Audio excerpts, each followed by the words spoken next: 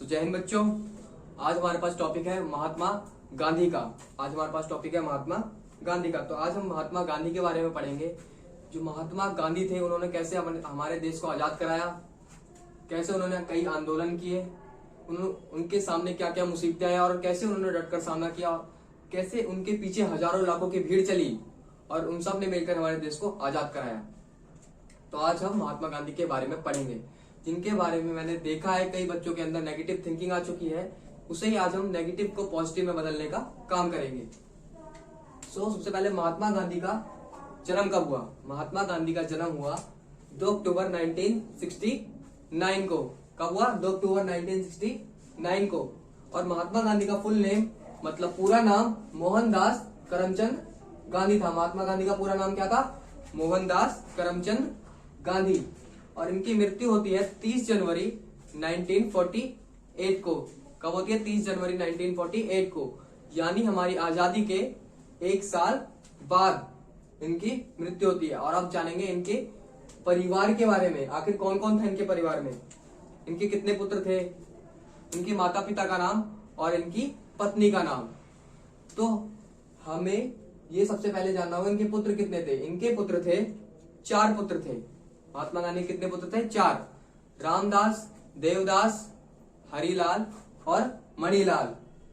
रामदास, देवदास, हरिलाल और मणिलाल। आप लोगों ने आज ये जाना कि इनके कितने पुत्र थे? 4 पुत्र, रामदास, देवदास, हरिलाल और मणिलाल।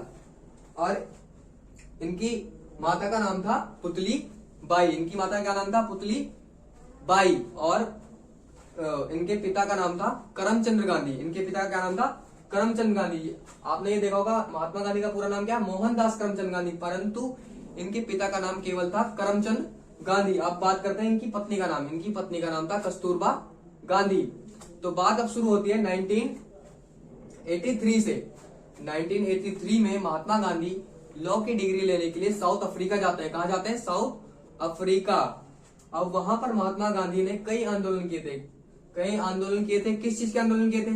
तो आंदोलन उन्होंने किए थे रंग भेद को दूर करने के लिए, क्योंकि साउथ अफ्रीका में उस समय रंग भेद बहुत प्रचलन में था, बहुत ज्यादा प्रचलन में था। रंग भेद लोग बहुत करते थे। काले गोरों का भेदभाव चलता था वहां पर। क्या चलता था? रंग भेद। तो उसको दूर करने का काम किसने किया? वहां पर महात्मा गांधी ने किया। आपने महात्मा गांधी के नाम के आगे महात्मा देखा है? तो ये महात्मा शब्द हमें कहां से मिलता है? ये महात्मा शब्द साउथ अफ्रीका से मिलता है। वहां के लोगों ने इन्हें दिया। महात्मा एक पुण्य आत्मा। तो महात्मा शब्द की हमें उत्पत्ति कहां से मिलती है? साउथ अफ्रीका से। साउथ अफ्रीका में हमें महात्मा शब्द मिला। किसके लिए? महात्मा गांधी के लिए। और अब साउथ अफ्रीका से महात्मा गांधी आते हैं 1950 में इंडिया। कब आते हैं? 1950 में इंडिया। आप लोगों को जान के ये बहुत बेहद खुशी होगी कि महात्मा गांधी इंडिया में आने के बाद घूमने नहीं जाते कि इंडिया में आऊं तो घूमने निकल जाता हूं। यहाँ पर आने के बाद भी वो आजादी के लिए लड़ाई लड़ना शुरू कर देते हैं। यहाँ पर आने के बाद वो आजादी के लिए लड़ाई लड़ना शुरू कर देते हैं। 1950 में महात्मा गांधी इंडिया वापस आते हैं और वापस आने के तुरंत बाद ही वो अपने गुरु गोपाल कृष्ण गोखले से मिलते हैं। किससे मिलते हैं? अपने राजनीतिक गुरु गोपाल कृष्ण गोखले से, जिन्होंने उनका मार्गदर्शन किया और बताया कि उन्हें इंडिया को आजाद कैसे कराना है।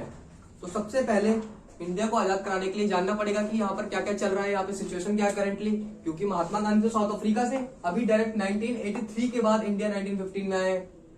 तो सबसे पहले सिचुएशन भी तो जाननी पड़ेगी कि हमारे इंडिया में क्या चल रहा है। तो वो जानने के लिए उनके राजनीतिक गुरु ने उनसे कहा कि आप 1 साल तक, पूरे 1 साल 365 दिन पूरे इंडिया का भ्रमण कीजिए, यानी पूरा इंडिया घूमिए और जानिए कहां पर क्या क्या चल रहा है, कहां पर अंग्रेजों ने ज्यादा कब्जा किया है, कहां पर क्या क्या चल रहा है। पूरा जानने के लिए महात्मा गांधी ने 1915 to 1916 इंडिया का भ्रमण किया।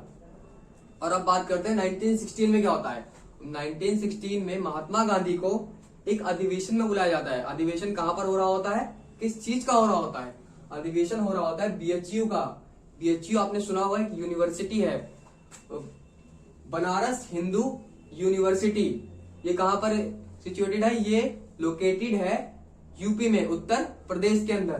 तो यहाँ पर BHU का उद्घाटन समारोह हो रहा था, यानी BHU यूनिवर्सिटी उस दिन बनकर तैयार हो गई थी और उस दिन महात्मा गांधी को वहां पर विशेष अतिथि के रूप में बुलाया गया था।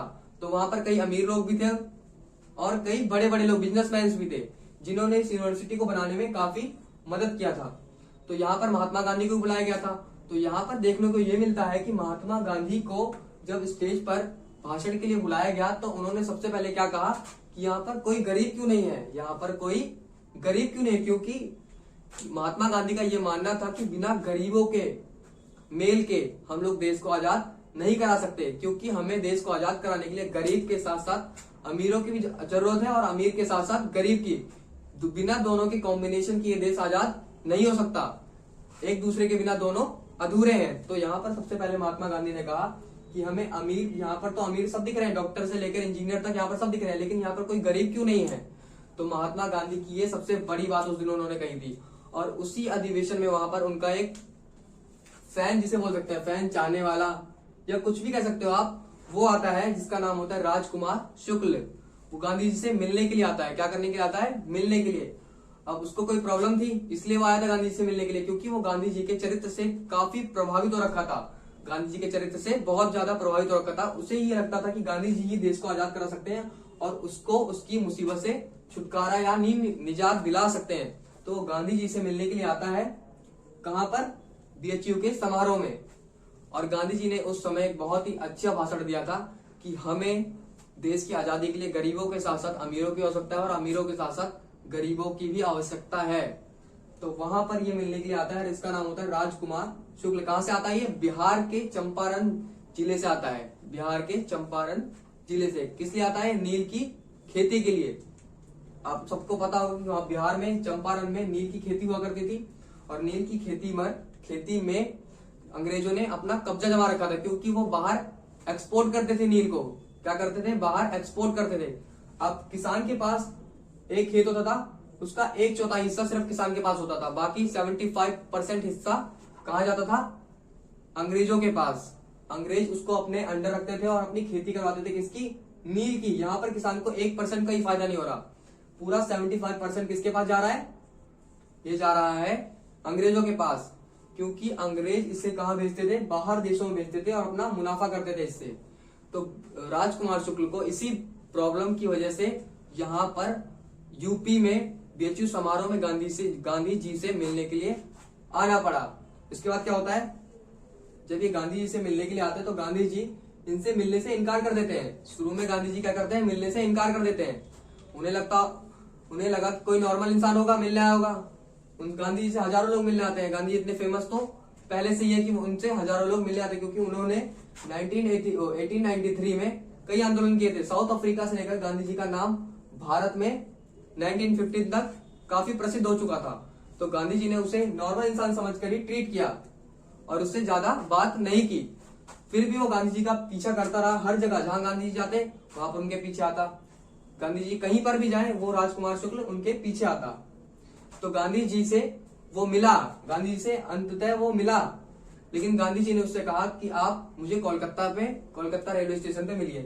तो वो वहां गांधी जी से पहले पहुंच जाता है। कहां? कोलकाता रेलवे स्टेशन पे गांधी जी से पहले पहुंच जाता है। और गांधी जी वहां से उसके साथ कहां जाते हैं? बिहार के चंपारण। लेकिन वो डायरेक्ट बिहार के चंपारण नहीं जाते हैं। बिहार के चंपारण डिस्ट्रिक्ट से पहले एक और डिस्ट्रिक्ट आता है जिसका नाम है मुजफ्फरनगर। क्या नाम है? मुजफ्फरनगर। वहां पर गांधी जी रुकते हैं। क्या करने के लिए? ये देखने के लिए कि आखिर चंपारण में हो क्या रहा है। उससे एक डिस्ट्रिक्ट पहले गांधी जी उतरते हैं स्टेशन पर। क्या करने के लिए? जानने के लिए आखिर प्रॉब्लम क्या है ये जानने के लिए कहाँ रुकते हैं? मुजफ्फरनगर में गांधी जी रुकते हैं और सारी प्रॉब्लम को पहले वहां पर जानते हैं। उसके बाद वो एंटर होते हैं बिहार के चंपारण डिस्ट्रिक्ट में। बिहार के चंपारण डिस्ट्रिक्ट में जब गांधी जी एंटर होते हैं तो वहां पर उन्हें पता चलता है कि अंग्रेजों ने नील की खेती के ऊपर अपना कब्जा कर रखा है, जिसे वो बाहर देश एक्सपोर्ट करते हैं और किसान इससे काफी हद तक प्रॉब्लम है। और कोई भी किसान उस समय अंग्रेजों के खिलाफ बोलने में डरता था। सबसे बड़ी प्रॉब्लम वहां पर, कोई भी किसान अंग्रेजों के खिलाफ बोलने से डरता था। ये सबसे बड़ी वहां की प्रॉब्लम थी उस समय की। तो सबसे पहले गांधी जी ने इसी प्रॉब्लम को मेन जड़ मानते हुए इसे दूर करने की कोशिश की। सबके मन से सबसे पहले अंग्रेजों का भय निकाला। क्या निकाला? सबसे पहले अंग्रेजों का भय निकाला और उनके सामने अपनी बात रखने की हिम्मत दी। और अंग्रेजों का डटकर मुकाबला किया गांधी जी ने। कहां पर? बिहार के चंपारण में और उसकी वजह से उन्हें कई बार जेल भी जाना पड़ा, कोर्ट में भी पेश होना पड़ा, लेकिन अंततः वो अंग्रेजों से जीते। अंग्रेजों को उनके सामने झुकने के लिए मजबूर किया और उन्होंने किसान को न्याय दिलाया। ये बात सिर्फ राजकुमार शुक्ला की नहीं थी, ये बात पूरे गांव की थी, पूरे देश की थी। और यहाँ पर गांधी जी ने पहली नींव रखी। पहला एक छोटा सा आंदोलन का, इसे बोलते हैं ट्रेलर, मूवी से पहले ट्रेलर आता है, वो ट्रेलर रखा कहाँ पर? बिहार के चंपारण में, नील की खेती से आजाद कराकर किसानों को, कि उनपे नील की खेती ना थोपी जाए। तो गांधी जी ने कई बहुत बड़े बड़े आंदोलन किए, आगे हम जानेंगे। उसके बाद उन्होंने खिलाफत आंदोलन किया 1917 में, कई बड़े बड़े आंदोलन किए और हमें हमारे देश को आजाद कराया। तो आज के लिए इतना ही काफी था। जय हिंद।